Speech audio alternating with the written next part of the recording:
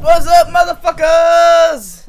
It's Halloween, or at least it should be when this video gets uploaded, I hope. I'm going to tell you about the scariest thing ever. But first, I'm dressed as the scariest thing ever. Everything. I don't care about Halloween. I stopped trick-or-treating when I was probably 12. I can't even eat candy anymore. It hurts my teeth. All the candy I eat just makes my teeth burn. It sucks. I hate it. Want nothing to do with it. Horror? Never been a fan. I want to be a fan. I want to get into horror. It's never happened though. Haven't seen a lot of horror I like. There are some horrors that I like, but I'm gonna take a page out of the Drowning in Kayfabe Man's book today to talk about something that's not scary because it's horror.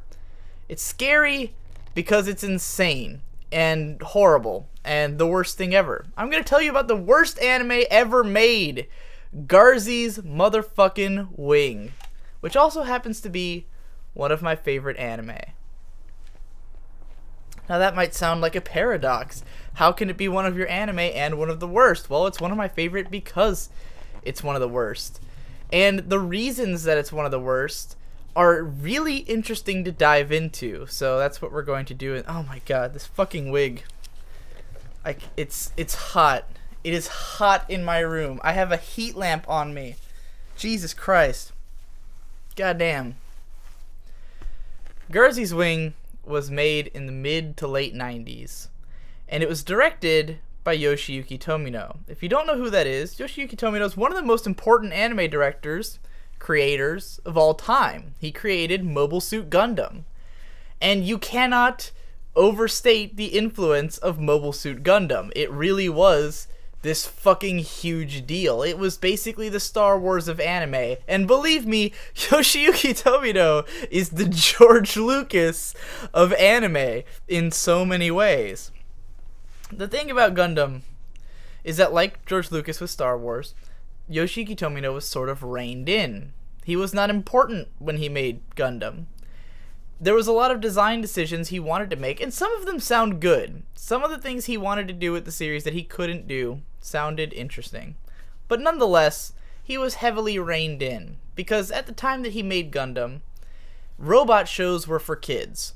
And he wanted to make a robot show that was more adult and intelligent and political, and they let him, but they didn't really let him, you know? Like, there's still a lot of kiddie robot elements to Gundam.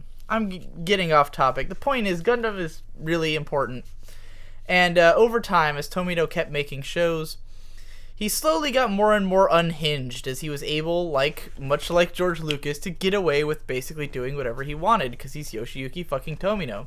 And, you know, for a long time he was forced to keep working on Gundam just because Gundam was super popular, but eventually he left Gundam, and everything he's done since the last few Gundam series he did were insane. There was like Double Zeta and Victory Gundam. No one likes them, they're crazy. But then he kept going, and everything he's done since then has been just unhinged, crazy shit. For better or for worse. Sometimes it's not that bad. Turn A Gundam is a good show. Fucking Overman King Geiner, debatable. Gundam G-Recko, which is on TV right now, debatable. But the things he did other than those, one of them's Garzey's Wing, not so debatable. This 3-episode OVA, for one thing, it obviously should not have been 3 episodes. What happened here is that Garzey's Wing is like a fantasy epic. And it really is trying to tell like a really large-scale story in 3 episodes. It's actually tied into a universe from a different Yoshiyuki Tomino show. He did a show called Aura Battle or Dunbine, which I think was in the late 80s or early 90s. And it's like a 39-episode show, and it takes place in a world called Byston Well. So, Aura Battle or Dunbine has this kind of like big joined universe. I think Wings of Rion might be in the same universe, which is a show he did after Garzey's Wing, which is also completely terrible. But he did a bunch of shows in this universe, and one of them's Garzey's Wing, but it's not really connected to the others in a strong enough sense that you need to see them. You don't need to. Believe me, having seen the other shows will not make Garzey's Wing make more sense. It just doesn't make sense. It's 3 episodes long. It feels like an entire 13-episode series at least, if not a 26-episode series, crammed into 3 episodes. The thing is spastic, intense, crazy. It is crazy. When you watch this thing, your eyes widen, your jaw drops, and you can't believe that this is possible. You can't believe you're witnessing the things you're witnessing. And if you watch it in Japanese, it's already a clusterfuck. It has so many issues. For one thing, the voice acting in the Japanese version tries to be legitimate. It's all pretty wooden. It's not really anything special, but it tries to be legitimate. There's just nothing to work with. The script is trash. The story makes no sense. The animation makes no sense. The pacing makes no sense. It just jumps between things constantly, and you're just like, what the fuck is happening? But the animation is like, it's like it had a budget, and certain scenes look great. There's like a fight scene in episode 2 that looks great, and then other scenes look ridiculously bad. Like one cell sliding across a screen slowly, and you can tell it's not connected to the background, and it looks like the worst thing you've ever seen. Like, this show has legitimately the worst animation I've ever seen in a show, right next to pretty decent quality fight scenes within like 5 minutes of each other. It's crazy. The design sense is god-awful. The characters are all ugly. Most of the whole thing is brown. Like, everything's brown. It's in this like really shitty looking fantasy world. The outfits look like shit. The main character looks like he's wearing a fucking, like, a bag over his body or something. It's so stupid and bad looking, and, like, the monsters are kind of cool, I guess, but they're just kind of generic fantasy monsters. It's just a bad looking show. Despite occasional elements of decent animation, it's a bad looking show, and a badly written show. But when Garzey's Wing sort of became the cult hit that it is, because if you watch it in Japanese, you just go, wow, that was fucking horrible, I have no idea what I just watched. But if you watch it in English, that's when it becomes a masterpiece. Now, I don't know why Garzey's Wing was brought to the US, but it was brought by Central Park Media, and I guess that really answers the question, because the president of Central Park Media, his favorite anime was one called MD Geist, which is widely considered to be absolutely atrocious. But this guy loved it, and MD Geist was the logo mascot of US Manga Corp, which is the fucking the name under which they released their anime, under which Central Park Media released their anime. So Central Park Media released all kinds of shit in the 90s and early 2000s. They didn't give a fuck. They released all this terrible, terrible schlock that makes you go, how the hell did that get brought anywhere? Why would anyone watch this and think, oh, everyone in the world's gonna enjoy that? So not only did they bring it to the US, but they dubbed it. And it's the most hilarious dub ever.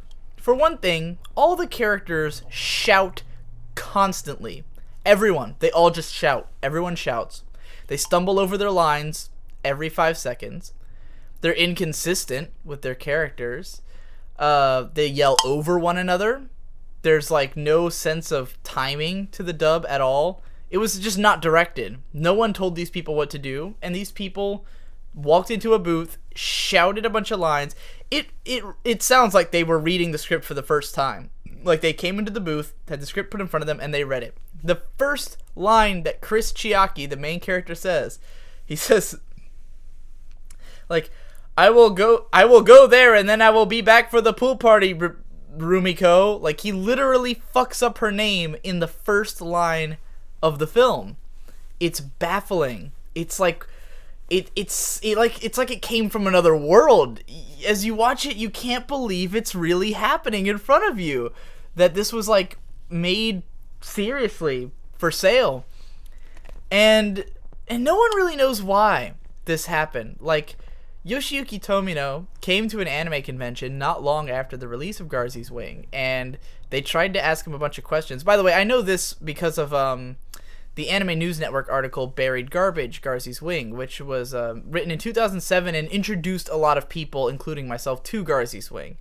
It's similar to this video I'm doing now, but in much shorter form, and it was just meant to be like a, hey, here's some weird anime. But the guy who wrote that article had worked for Central Park Media around this time, and he said that like they all tried to get answers from Tomino about it, and he was just like, I don't want to talk about it.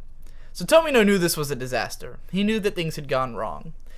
An anime blogger I used to know named Pats once took like years later, like 10 years later, he took a Garzey's Wing DVD to Tomino at a signing at an anime convention, and Tomino burst out laughing at the sight of it, and he did sign it. So, you know, obviously he knows it's terrible, but I don't know how this dub happened. It's crazy. Like I don't get why they would all shout all the lines. You'd think that if you had any idea what you were doing, even if you had no idea what you were doing, why would you shout all your lines? It's such a weird thing. How did it happen? So, Garzey's Wing, when you start watching it, you know immediately something's wrong. Because the first shots are of two characters you don't know having a really weird conversation. They're just sitting there. Like, it looks like Chris is on his motorcycle, and he's like sitting at like what looks like I guess he's on the side of the road, and Rumiko's like, why do you have to go back now? You're gonna miss the class reunion. And he's like, I'll go there and then I'll be back. And then the camera pans down to this like enormous cicada lying on its back, scrambling like and it just like pans down to this cicada dying on the side of the road. And then it cuts back to Chris driving. Or it cuts to Rumiko, and she says, you are so easygoing. And then Chris is driving. And it's like, what happened? And then 5 seconds later, Chris is driving down the road. The camera pans over to a shrine, and he says, oh, it's the Shiratori Shrine. That's the place where Yamato Takeru no Mikoto came down from the sky. And then a giant rainbow duck swoops down from the sky and steals his soul out of his body, drags it into the air, and he's all going like, oh, ah! And then it's just like, title card, Garzey's Wing. And that's when you know. That's when you know you've stepped into a whole other world. You know that things are different now. Your life will never quite be the same. And the duck is yelling, show me the ancient Japanese man's spirit. and then his body is like, his like ghost body is floating through this like rainbow fucking sky. He's like, oh, what are you, a ghost? And he's like, why do you think this is the work of a ghost? Then are you Yamato Takeru no Mikoto? And then these like random women are there, and they're like, a man is falling down, a young man, isn't he? And the reason I'm telling you all this, even though you could watch this yourself, is that there's a clip from that Anime News Network article called Garzey's Wing Comedy Gold. And he took this whole scene and a few other scenes that he thought were some of the best scenes from the show, and just, you know, had a clip show of them.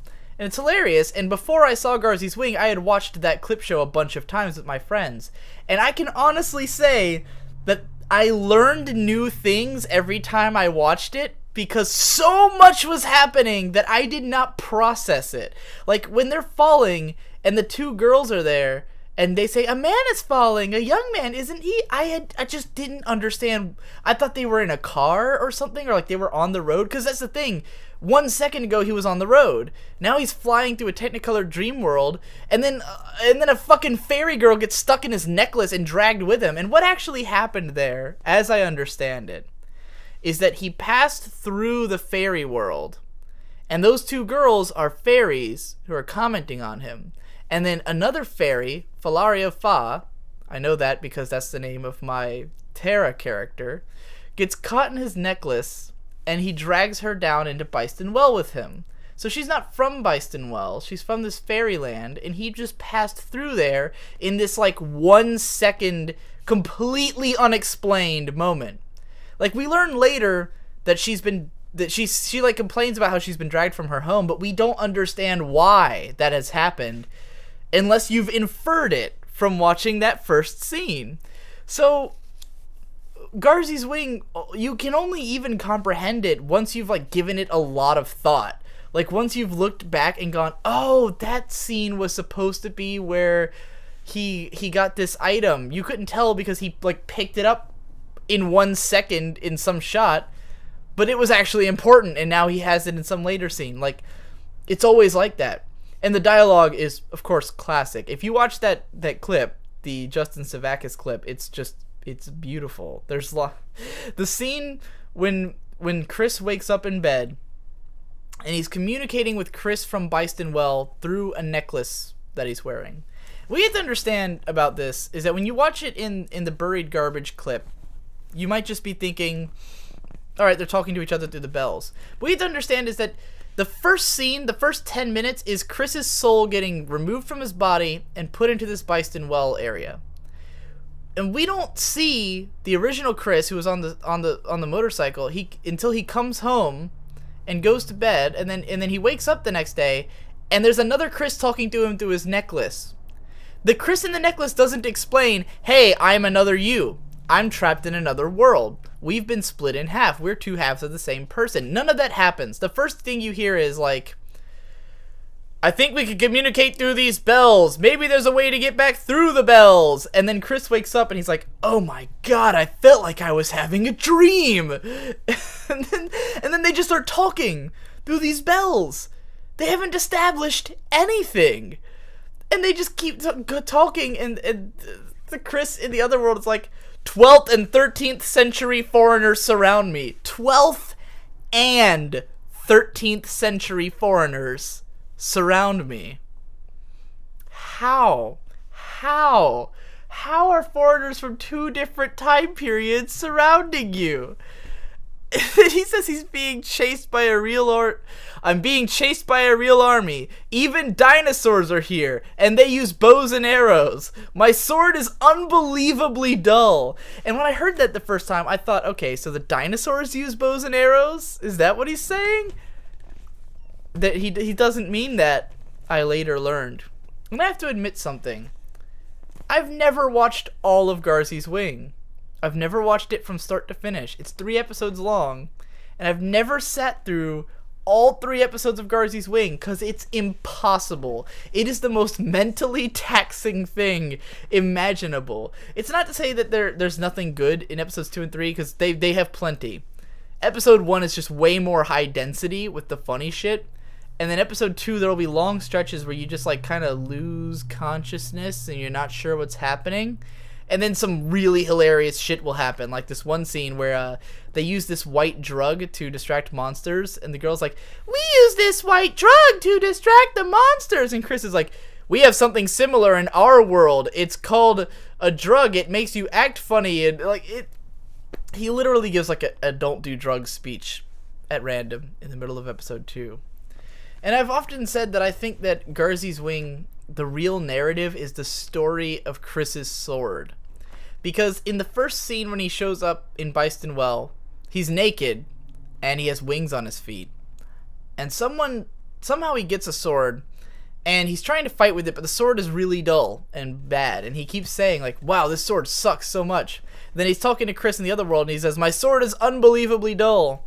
And if you're paying attention to these details, if you've noticed the dull sword thing, then you'll laugh your ass off when the sword breaks later in the episode and he goes, I knew it! Just like it was eating away at him. And then later, in the 3rd episode, he gets a much nicer sword and he's like, oh yeah, now I've got a real sword. And I'm pretty sure that one breaks too.